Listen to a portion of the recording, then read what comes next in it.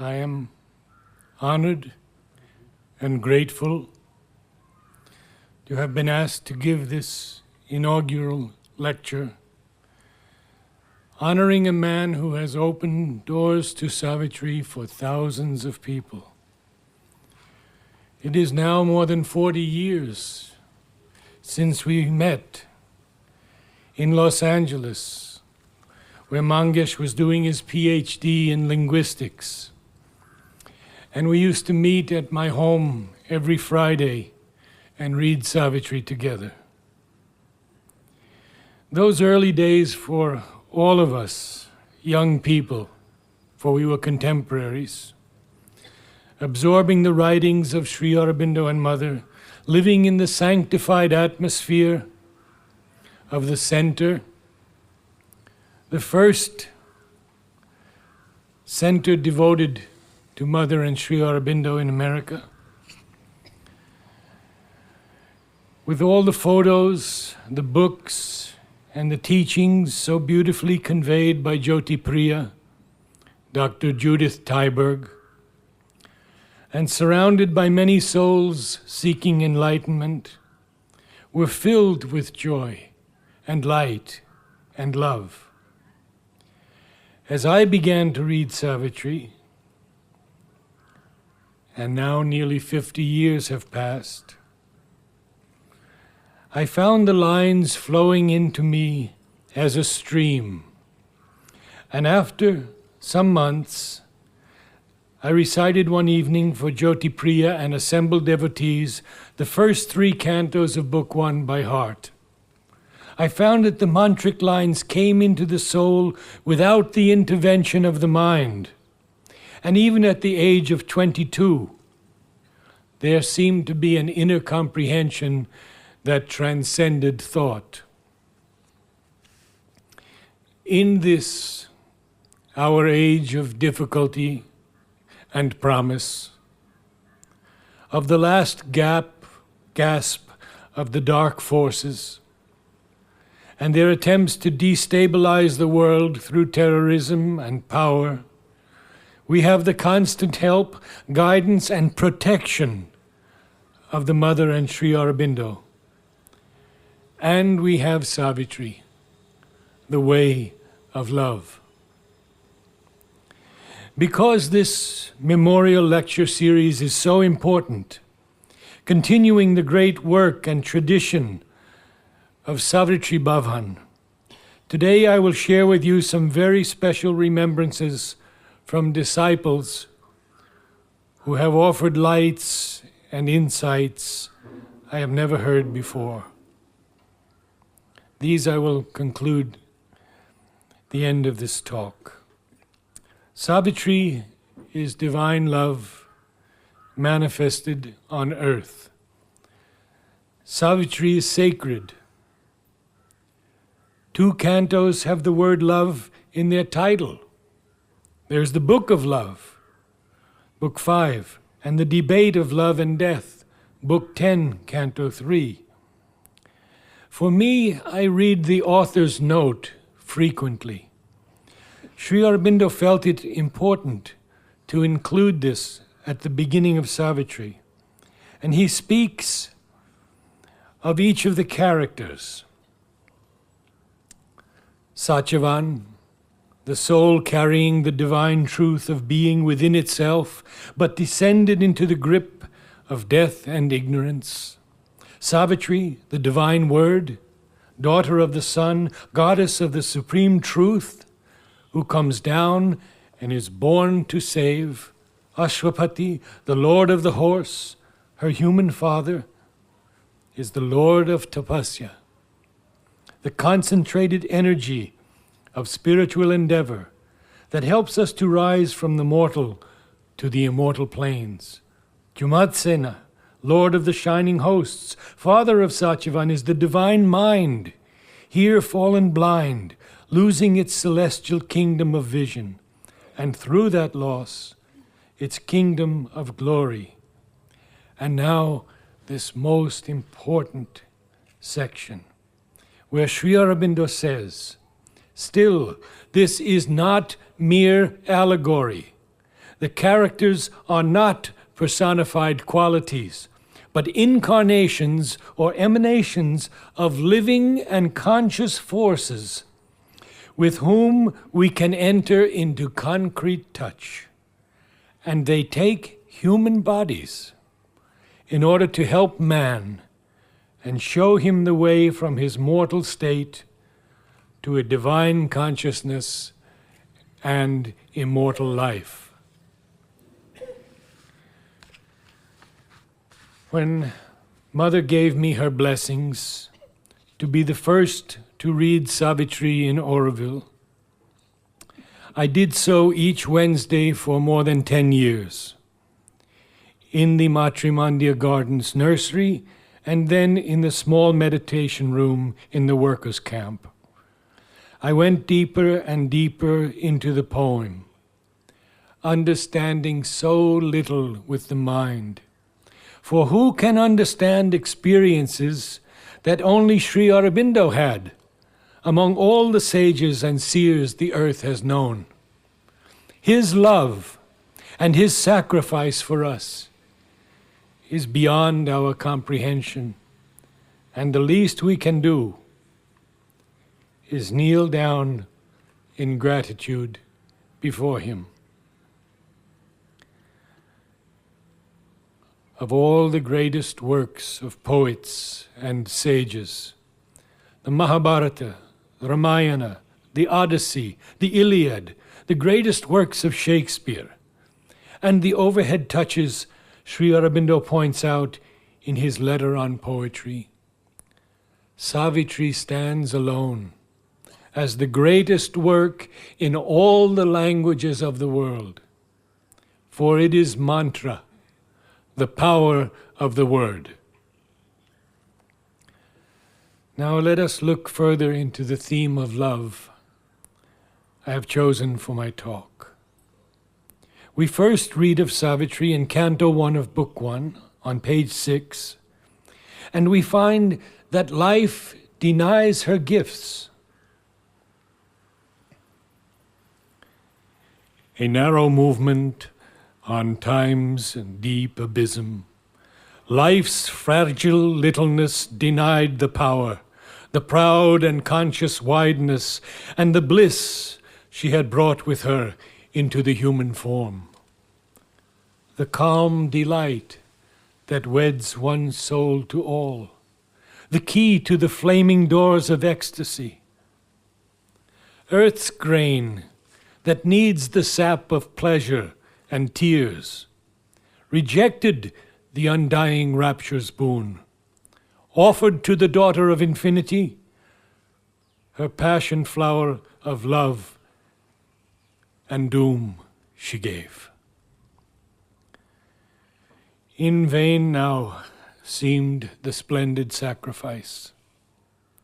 A prodigal of her rich divinity, herself and all she was, she had lent to men, hoping her greater being to implant and in their bodies' lives acclimatize, that heaven might native grow on mortal soil. Men and earth have long rejected the divine love.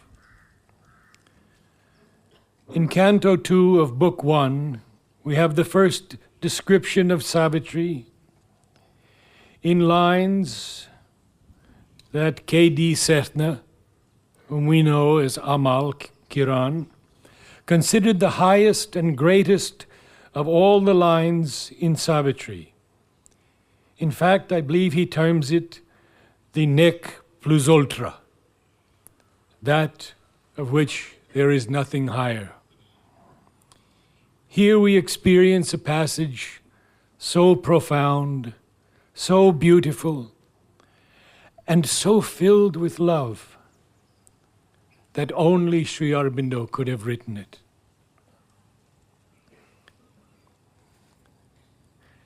As in a mystic and dynamic dance, a priestess of immaculate ecstasies, inspired and ruled from truth's revealing vault, moves in some prophet cavern of the gods, a heart of silence in the hands of joy, inhabited with rich, creative beats, a body like a parable of dawn that seemed a niche for gold divinity,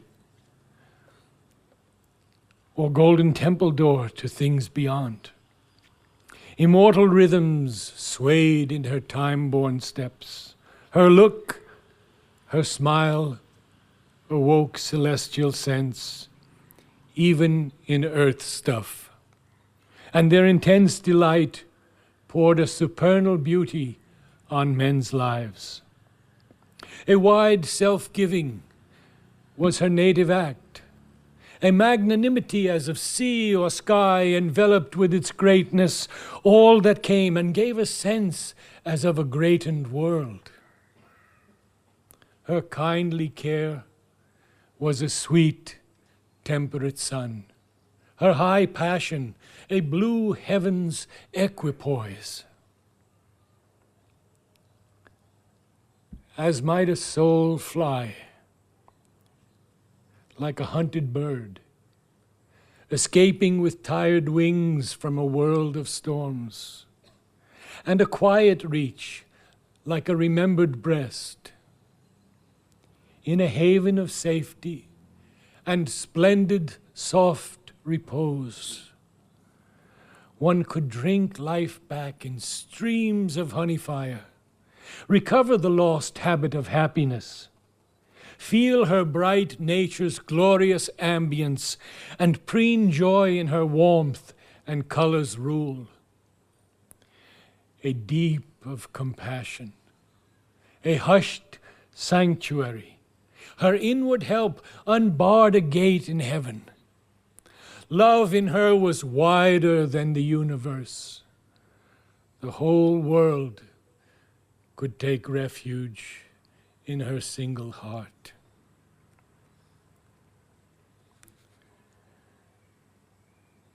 And then we read again, apart, living within, all lives she bore.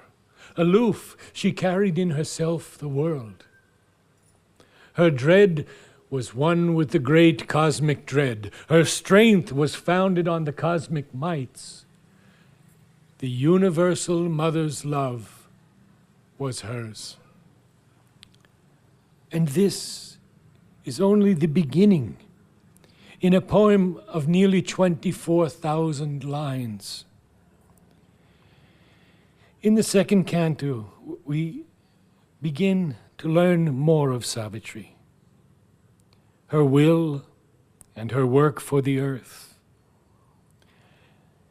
And we are again lifted by lines that speak to us of love.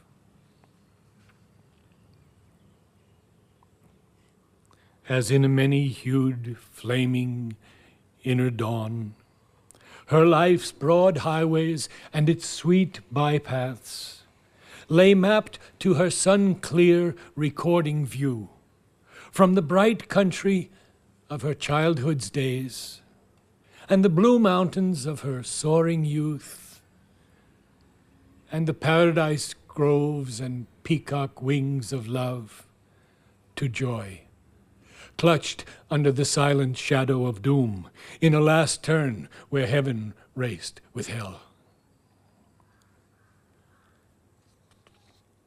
We read all that Savitri has to conquer and to face. On the bare peak where self is alone with naught, and life has no sense, and love no place to stand, she must plead her case upon extinction's verge. In the world's death cave, uphold life's helpless claim, and vindicate her right to be and love. Then, in Canto 3, we are introduced to Ashupati. In the yoga of the king, the yoga of the soul's release. The Supreme's gaze looked out through human eyes and saw all things and creatures as itself, and knew all thought and word as its own voice. There, unity is too close for search and clasp, and love is a yearning of the one for the one, and beauty is the sweet difference of the same, and oneness is the soul of multitude. Again, the theme of love. In Canto 4, the secret knowledge, a canto that I cannot read enough, often enough. There is so much in this canto. Many of you will know these lines. In moments when the inner lamps are lit, and the life's cherished guests are left outside, our spirit sits alone and speaks to its gulfs. A wider consciousness opens then its doors. Invading from spiritual silences, a ray of the timeless glory stoops a while to commune with our seized, illumined clay, and leaves its huge white stamp upon our lives.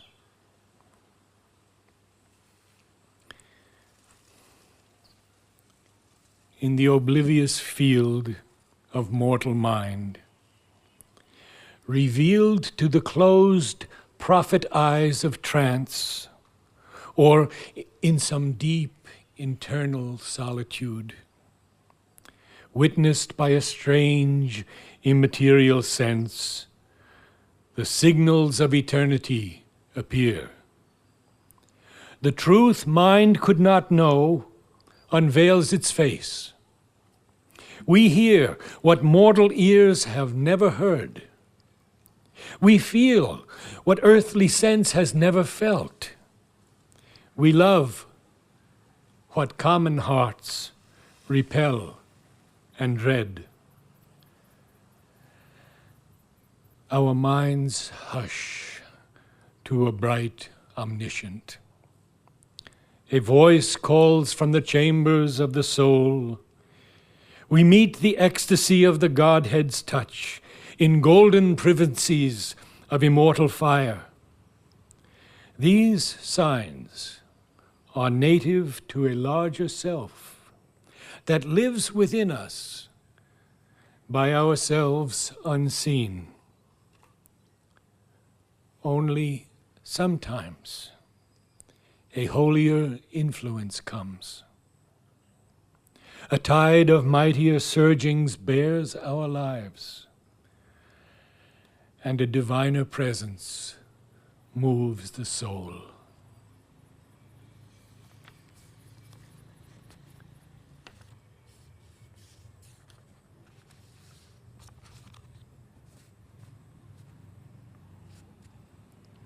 In Book 2, the book of the traveler of the worlds, Canto 2, the kingdom of subtle matter, a passage ends with the words love and sweetness.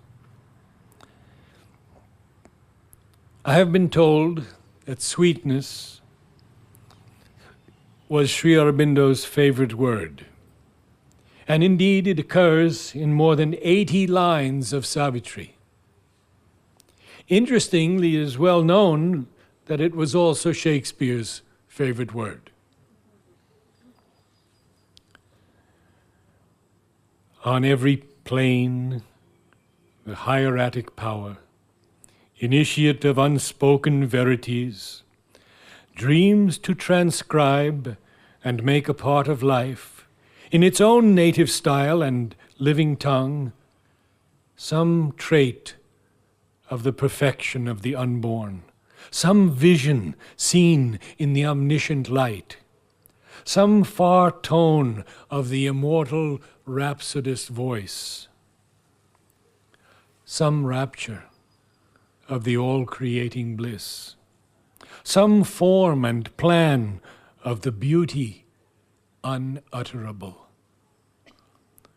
Worlds are there, nearer to those absolute realms, where the response to truth is swift and sure, and spirit is not hampered by its frame, and hearts by sharp division seized and rent.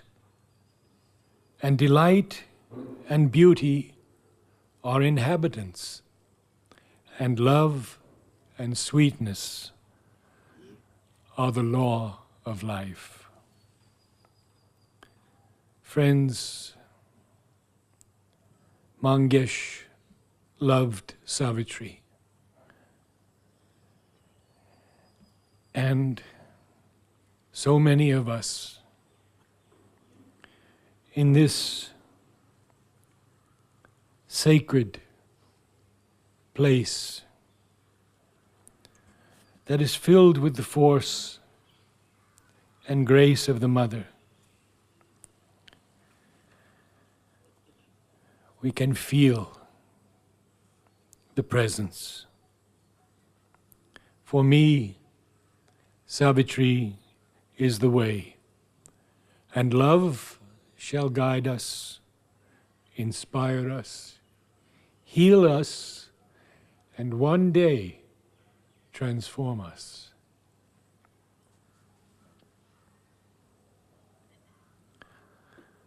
Thus we draw near to the All-Wonderful, following His rapture in things as sign and guide. Beauty is His footprint, showing us where He has passed. Love is His heartbeat's rhythm in mortal breasts.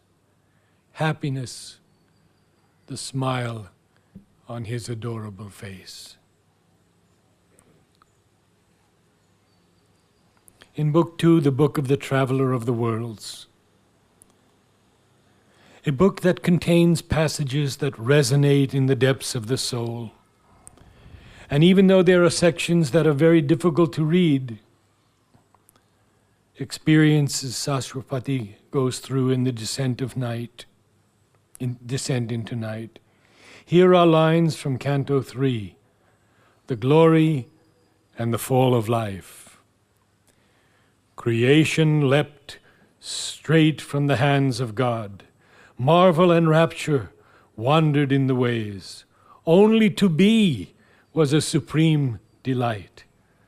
Life was a happy laughter of the soul, and joy was king with love for minister. And a few pages on, the line, a flood of universal love and peace.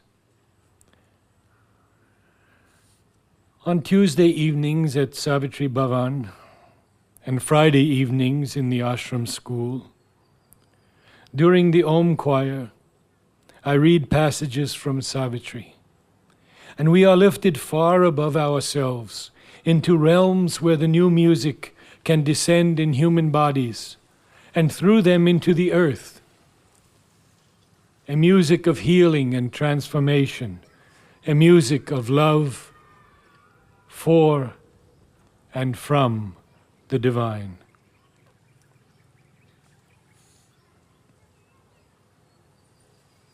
Even in the very difficult canto, the world of falsehood, the mother of evil, and the sons of darkness, Sri Aurobindo speaks to us of love.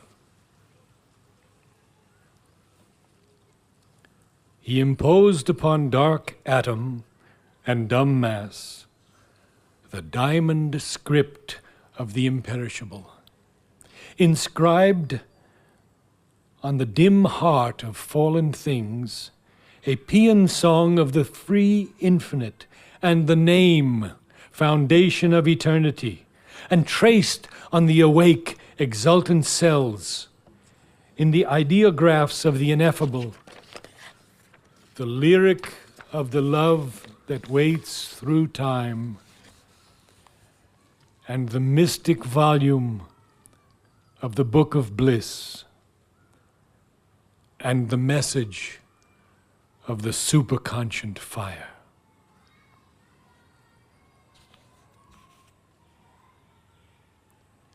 Canto 11, the paradise of the life gods. Across the vibrant secrecies of space, a dim and happy music sweetly stole. Smitten by unseen hands, he heard heart close the harp's cry of the heavenly minstrels pass, and voices of unearthly melody chanted the glory of eternal love in the white-blue moonbeam air of paradise. And just 2 pages on, in sudden moments of revealing flame, in passionate responses half unveiled, he reached the rim of ecstasies unknown. A touch supreme surprised his hurrying heart. The clasp was remembered of the wonderful, and hints leaped down of white beatitudes. Eternity drew close, disguised as love, and laid its hand upon the body of time. In the world soul, Canto 14, a fire of passion burned in spirit depths. The constant touch of sweetness linked all hearts.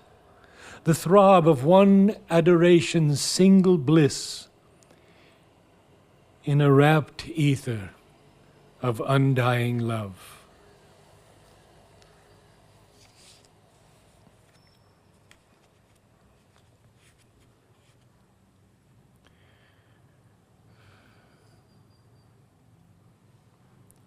In the last canto of Book 2, Canto 15, the kingdoms of the greater knowledge, 4 lines. Here came the thought that passes beyond thought. Hear the still voice which our listening cannot hear. The knowledge by which the knower is the known.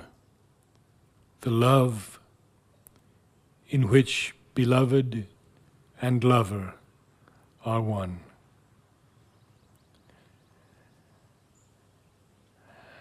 And then we enter Book 3, the book of the Divine Mother. And there is so much here on love.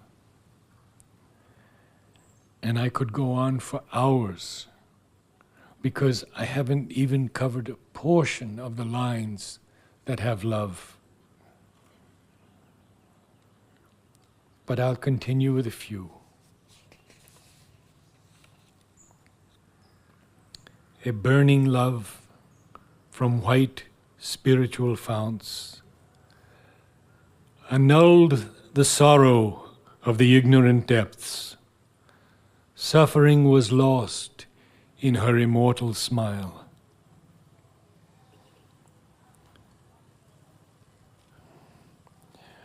Which leads us to the passage that so many love and cherish, the description of the Divine Mother, beginning with, "At the head she stands of birth and toil and fate," which I leave for you to listen to Mother's recitation, with all the force, majesty, beauty, and power of the divine. I began a website in the year 2000, Savitri by SriAurobindo.com. All one word, Savitri by SriAurobindo.com. And if you have a computer, and I'm sure your children do, you can hear Mother reading from Savitri. We have posted everything, uploaded everything that Mother has read on Savitri.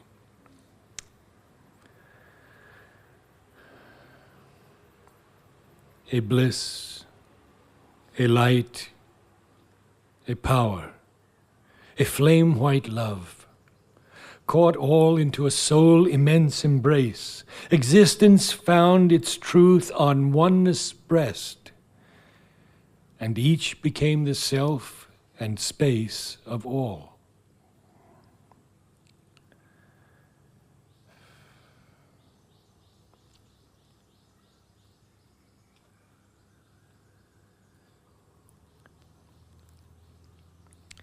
O radiant fountain of the world's delight, world free and unattainable above, O bliss, whoever dwellst deep hid within, while men seek thee outside and never find, mystery and muse with hieratic tongue, incarnate the white passion of thy force, mission to earth some living form of thee, one moment fill with thy eternity. Let thy infinity in one body live. All knowledge wrap one mind in seas of light, all love throb single in one human heart.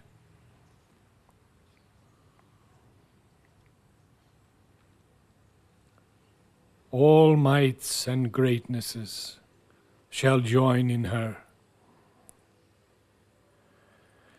Beauty shall walk celestial on the earth.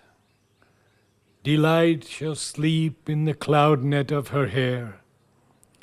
And in her body, as on his homing tree, immortal love shall beat his glorious wings.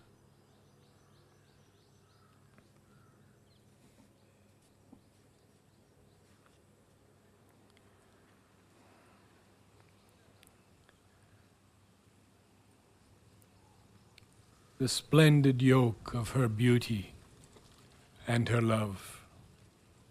And again, O living inscription of the beauty of love, missiled in aureate virginity, what message of heavenly strength and bliss in thee is written with the Eternal's sun-white script? One shall discover and greaten with it his life, to whom thou loosenest thy heart's jeweled strings.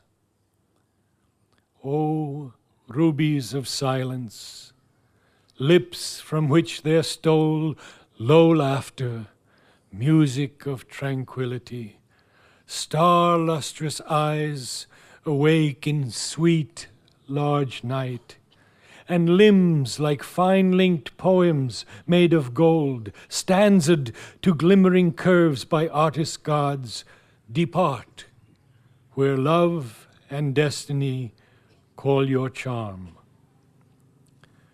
Venture through the deep world to find thy mate, for somewhere on the longing breast of earth, thy unknown lover waits for thee, the unknown. Thy soul has strength and needs no other guide than one who burns within thy bosom's powers. There shall draw near to meet thy approaching steps the second self for whom thy nature asks. He who shall walk until thy body's end,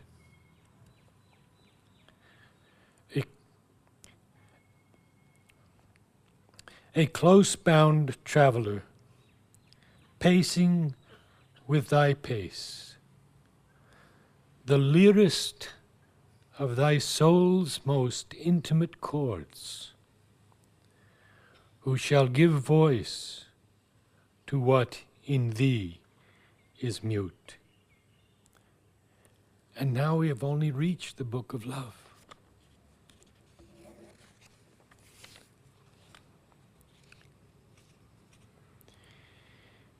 In these great spirits, now incarnate here, love brought down power out of eternity to make of life his new undying base. And then a passage which maybe most of us know, having heard so many times, we cannot fail to wish to hear it again and again.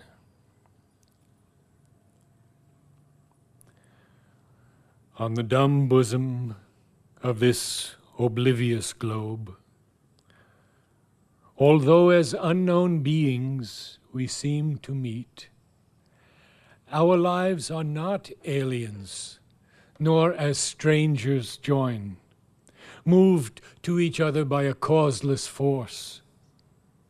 The soul can recognize its answering soul across dividing time and on life's roads, absorbed, rapt traveler. Turning, it recovers familiar splendors in an unknown face. And touched by the warning finger of swift love, it thrills again to an immortal joy, wearing a mortal body for delight. There is a power within that knows beyond our knowings. We are greater than our thoughts, and sometimes earth unveils that vision here. To live, to love, are signs of infinite things. Love is a glory from eternity's spheres. And again, love dwells in us like an unopened flower, awaiting a rapid moment of the soul.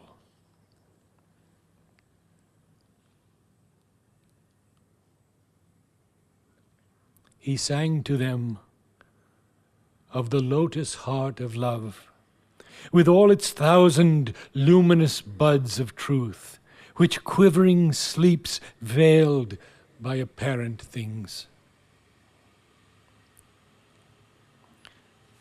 And Savitri's voice, "Let fate do with me what she will or can. I am stronger than death and greater than my fate. My love shall outlast the world. Doom falls from me, helpless against my immortality."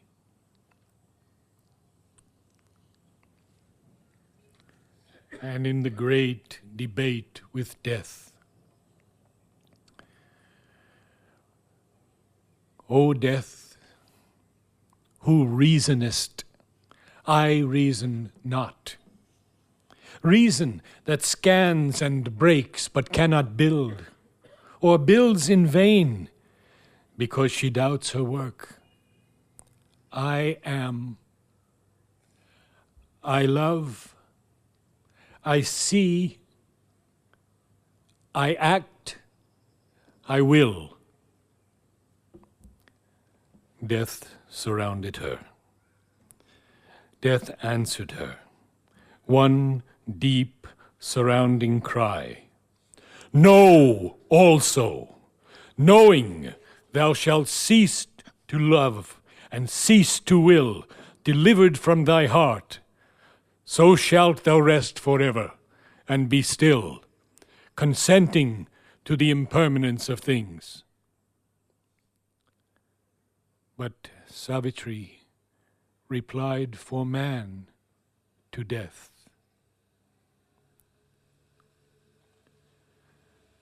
When I have loved forever, I shall know. Love in me knows the truth all changings mask. And I usually end with these words, but today it will be a little different. These are Savitri's last words.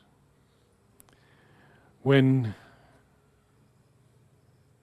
a sage wonders at the great change that has occurred in her.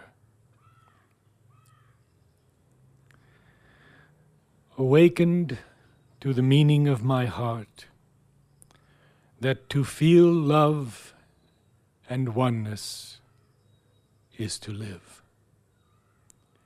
And this, the magic of our golden change, is all the truth I know or seek, O sage.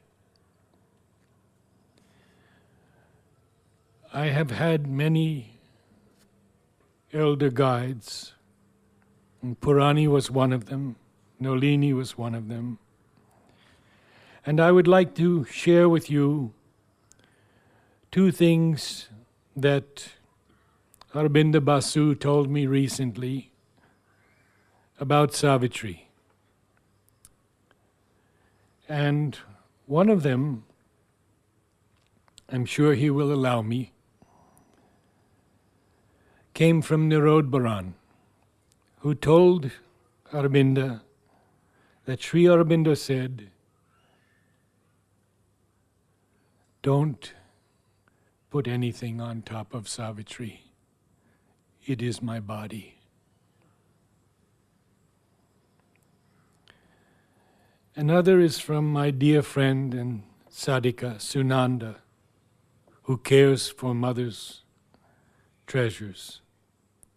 She spoke to me of a copy of Savitri that she has, where mother has written in her own hand, "To Savitri, with love, mother." And this last is again from Aurobindo, who told me this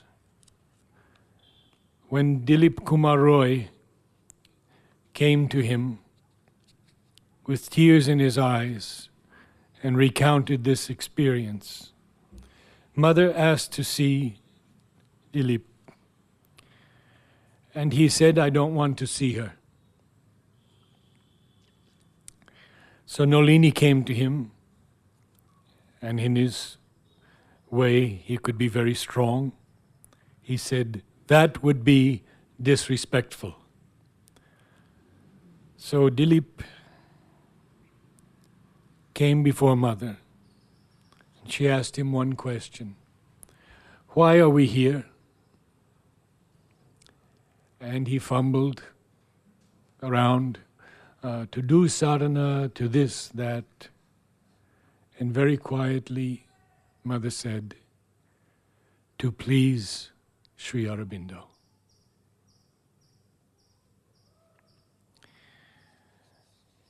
Dr. Father Donald Gorgon is a Jesuit priest and calls himself a Christian Aurobindonian. And in the 2003 Gaveshana, published by Aurobindo Basu, he has written an article on the withdrawal of Sri Aurobindo and the resurrection of Jesus. I quote just a few lines. For Aurobindo has told me they had to pull him out of Sri Aurobindo's room. He was so deeply in trance. He writes, "I first visited the ashram in 1996, following an invitation issued long before by Aurobindo Basu. On that occasion, I also had the opportunity for a visit with Amal Kiran, a moving experience in itself. I was able to visit him again on my next visit to the ashram in October of 1999. In 1996, Sri Aurobindo appeared to me twice. Once in Pondicherry, at the Park Guest House where I was staying, and once, a few days later, in Madras. I had no doubt about its being his presence. Sri Aurobindo lives. He did not die. Yet he was transformed, transported to another plane of existence, not out of contact with this world. He is still connected to this cosmos. Although his is a spiritual existence, I would not say that he is disembodied. His is a new way of being embodied. We may not call his withdrawal a resurrection, but are we not trying to articulate in available and human language and experiential and profound knowledge?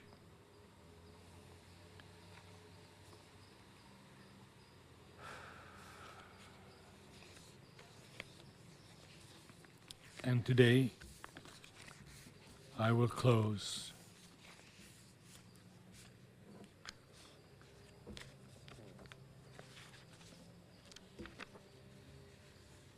with these 5 lines.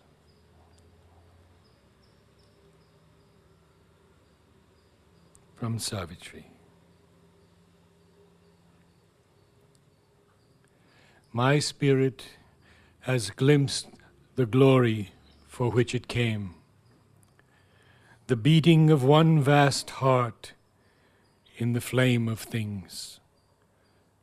My eternity clasped by his eternity, and tireless of the sweet abysms of time, deep possibility always to love.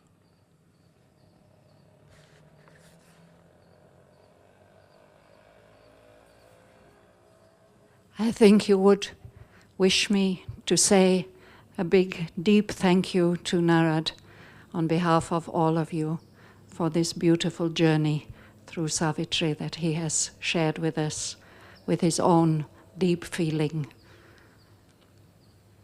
Thank you, Narad.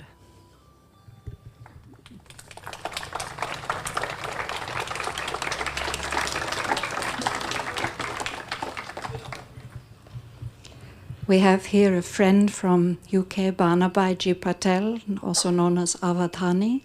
He's recently brought out a book, Correspondences, Interviews and Conversations with Sri Aurobindo and the Mother. And he has a few copies with him, which he's willing to distribute if people would like to have them. Would you come, Barnabai? Those of you who are interested can meet him here.